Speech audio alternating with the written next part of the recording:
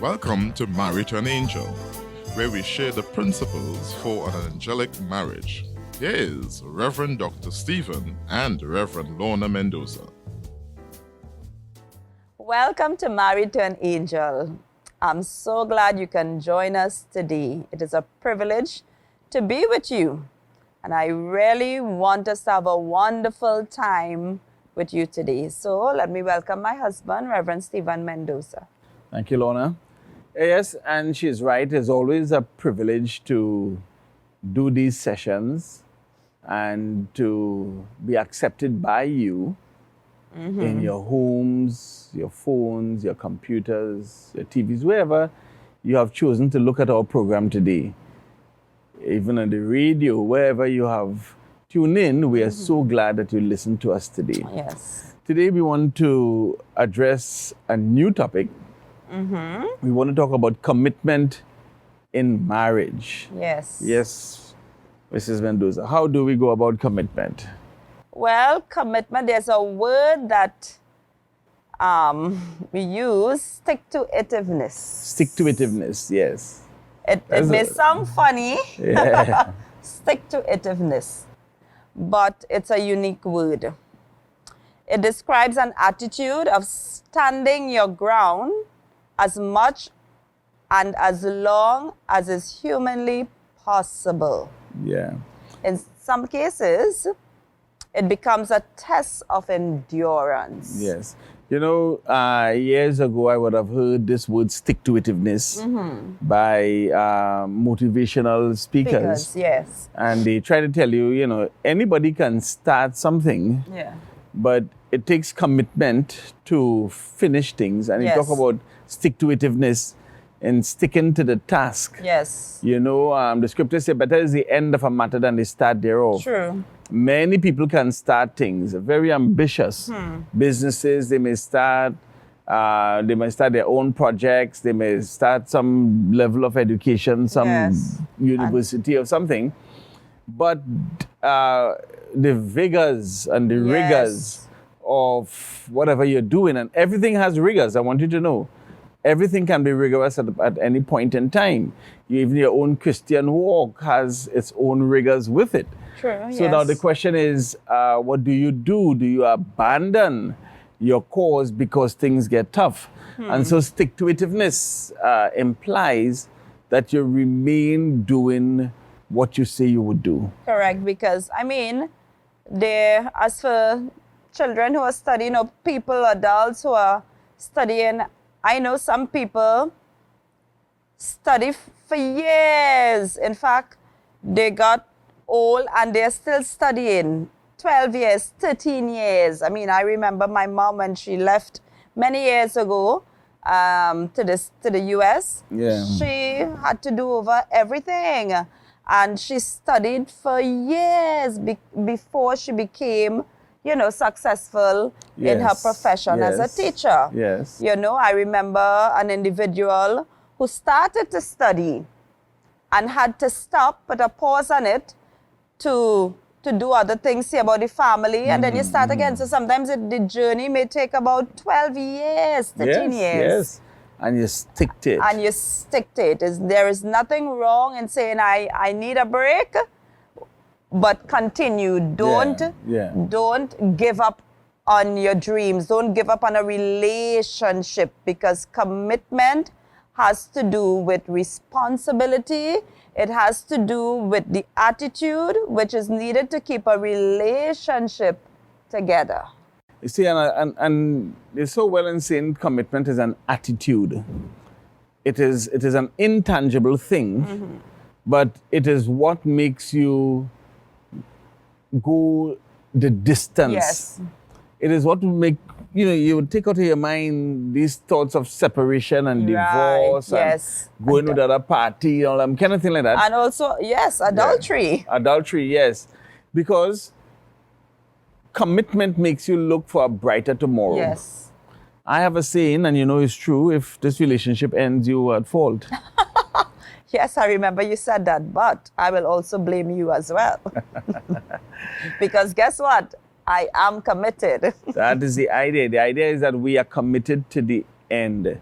And not because we see something in each other that may even cause us to be upset with each other. Yes. Doesn't mean that you say you will abandon the relationship or you will leave the relationship. Or do you know what?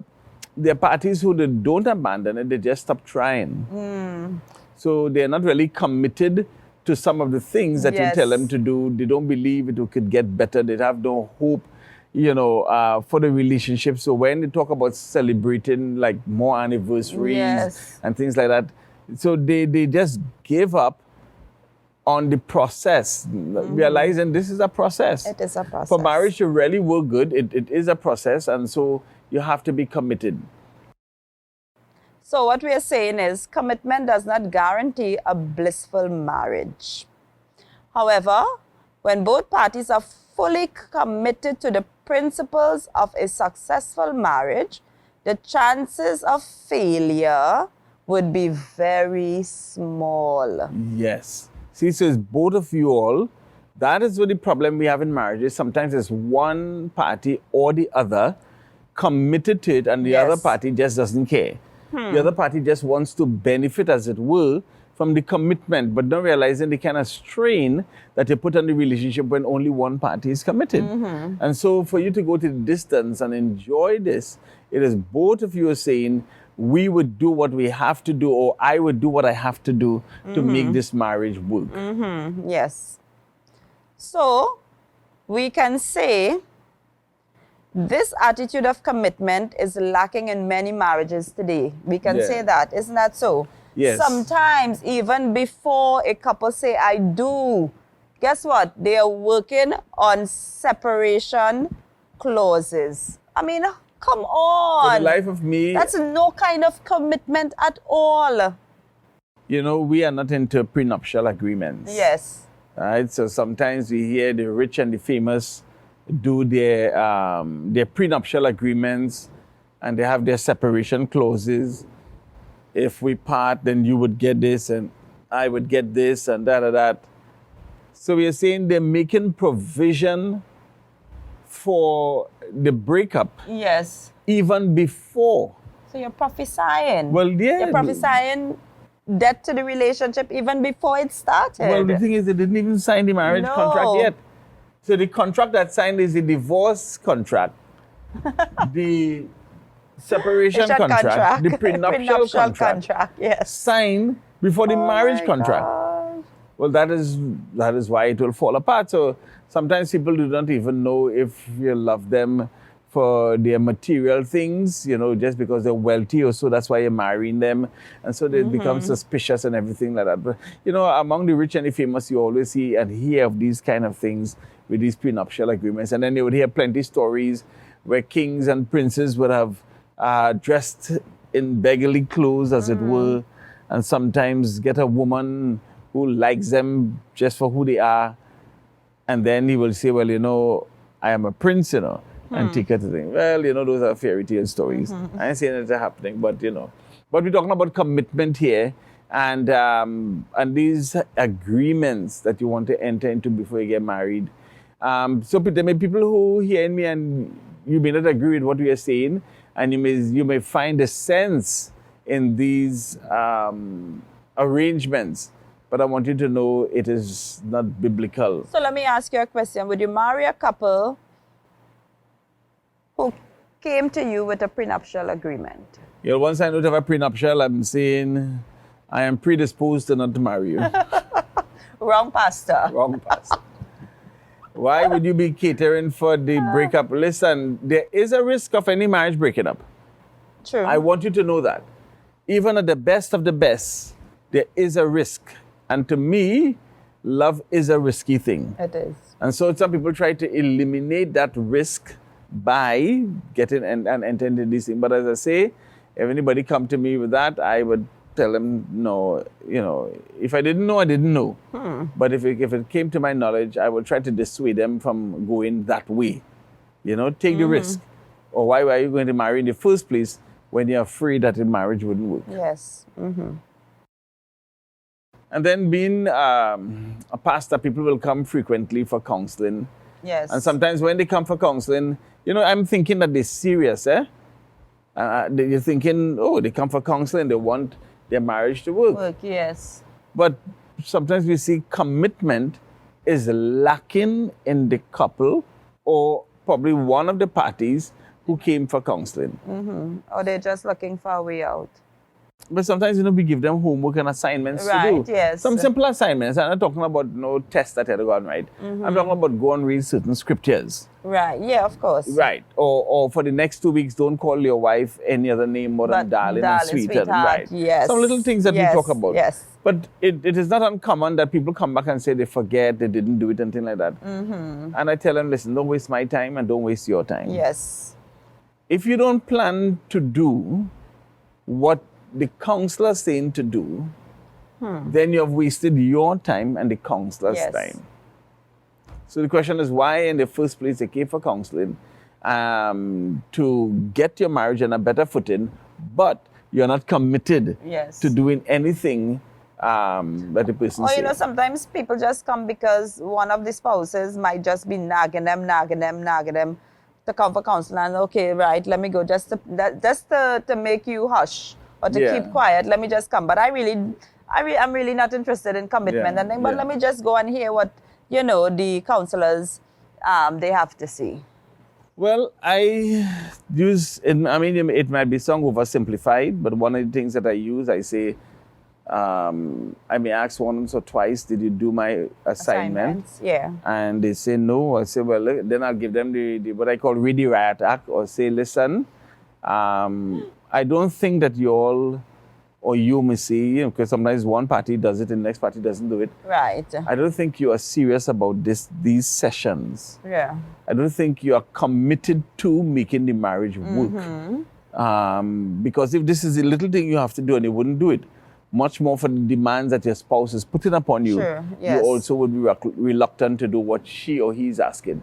The scripture says if you're faithful in little, you'll be faithful in Correct, much. yes. If you're unfaithful in little, you will be unfaithful in much. So 1 or 2 times I might have had to say, listen, these are the end of sessions and I wouldn't have you again.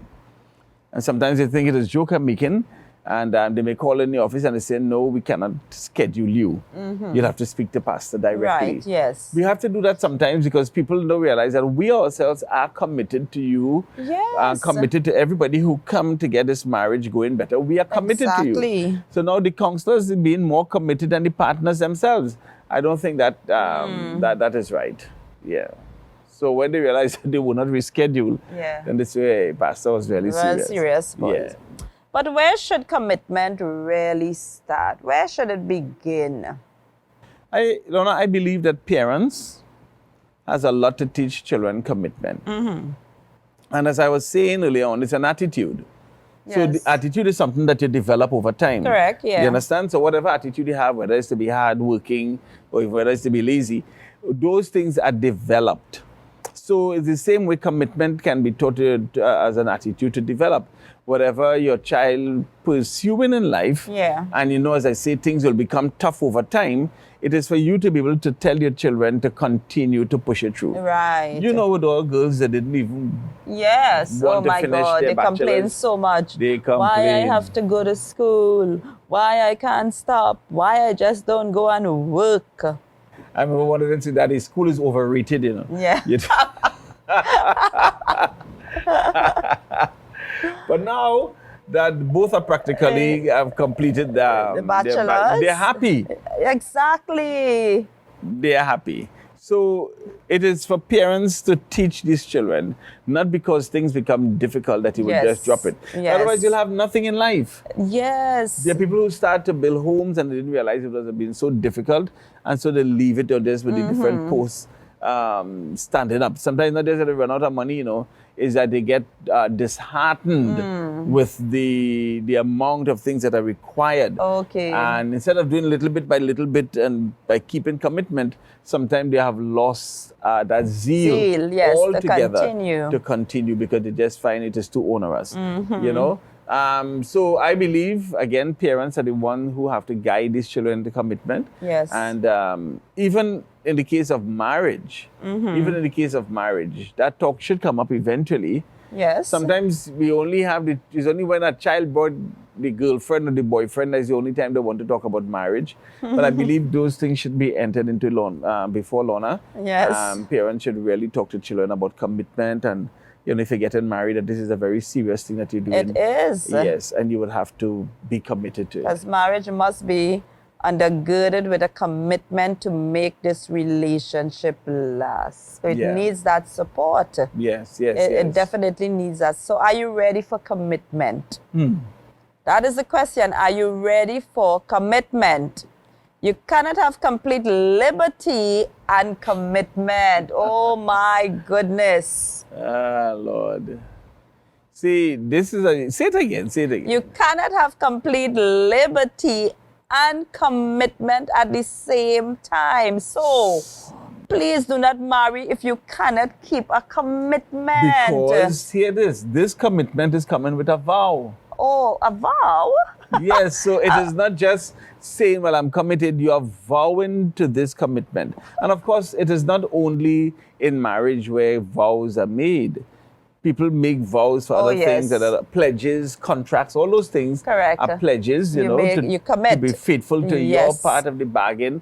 And that's why it is such a serious thing, because, in law, if you are not committed to your part of the bargain or whatever agreement, and that agreement for some reason didn't go through, the other party can bring you before the courts because they say you were not committed to the process. Yes. Especially if money exchange, when a person pays you money, that is their commitment. Yes. And then they expect the fulfillment of that. Something and in so exchange. if you don't do it, then again they can bring you before the courts. But do you know, when people are getting married, the only thing I believe they hear on that day is, you may now kiss the bride. that part with for better or worse, they don't take that serious, because in their mind they're saying, what could be worse? I mean, everything good. You understand? Friend for life, my for life. What could go wrong in this, for better or for worse? In sickness and in health? Come on, sickness? No, not at all. Not at all. So let's see what the traditional marriage vow will go something like this. I and probably the groom may say, take thee to be my lawfully wedded wife. Yes. To have and to hold from this day forward, for better, for worse, for richer, for poorer, in sickness and in health, to love and to cherish till death us do part, according to God's holy ordinance. Yes. There are people who do their own vows. Yes. Yeah, kind of modern thing. People do their own vows. And sometimes we tell them, listen, you're getting married and you're supposed to know by now that life can have challenging times. Yes, yeah. So don't just put the fluffy words in your vow. Exactly.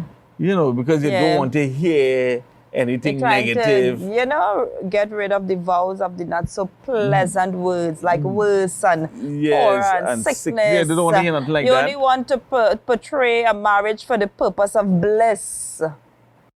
But that's a form of immaturity. Huh. So if this person only thinking about bliss, then that is a sense of immaturity. And of course, because life, Lorna, no matter how much money you have, you will have something in life, and it could be health issues. Yes. It doesn't have to be financial issues. It could be one party not controlling the temper well. Something. Yeah. So many things. There's so many things. Because remember when two opposites meet, of course, your ways are different to my way. Yes. We are different, but it is an attitude of commitment. If you have that attitude of commitment, you can say, I am committed to this marriage, and what needs to change, I will change, because I am committed to spend years of anniversaries. I am committed to spend wonderful times year after year with my spouse. I want to hear 30, 40 years. Yes. I mean, it would not have been 30 or 40 excellent years. But what I'm saying is, you're committed to it regardless of your ups and your downs. You're committed to it. Yes. So I believe our forefathers who penned these vows, they put their experience in it. And that's why these words, for better, for worse, richer, for poor, sickness, and health, come about. Because with experience, you know, these things happen. You see? So I believe that was there not to scare people away, though. Pastor, I don't believe that was there just to scare them. To not getting married? No. Oh. I think not. I think it was promoting the concept of commitment despite the circumstances. I think if we tell you in advance, listen, this can be tough. You hear all these marriage speeches, people telling you, marriage can be tough, and they say that on the wedding day. They didn't say that to scare the young couple. Well, them young couples are getting scared and nothing that day. No, just can't wait for you to have children. So you think about it, they are. Oh gosh. that level of commitment is making them sensitive to the decisions that they are making. Yes. That they make right decision, that they are committed to the whole and the entire process. You know? Yeah. Yeah. All right.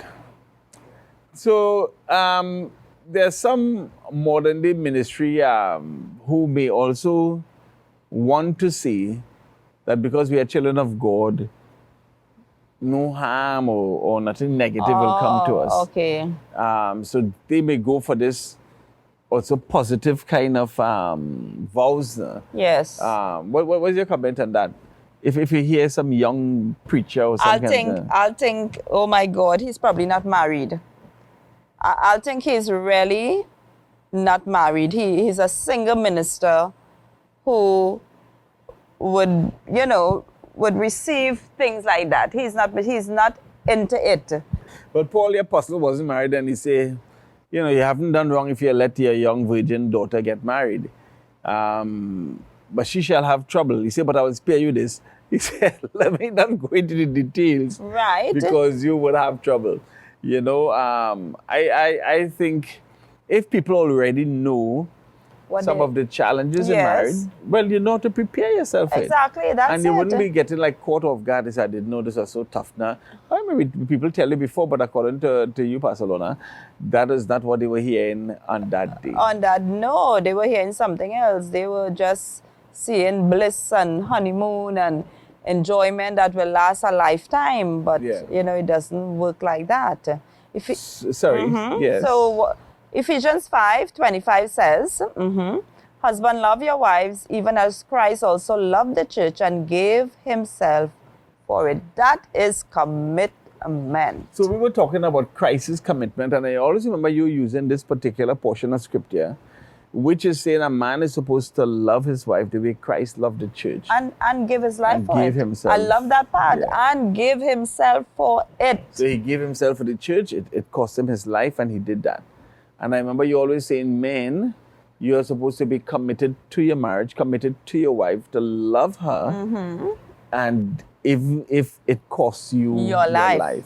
So a pig and a chicken were having this conversation on commitment. A pig and a chicken. A pig and a chicken having this conversation on who is more committed. And so they're discussing over breakfast at the Hyatt, who is more committed to helping the satisfy the appetite of these people, these guests in the hotel. And so he said, well, let's talk about who's more committed. So the chicken bring up the talk. What about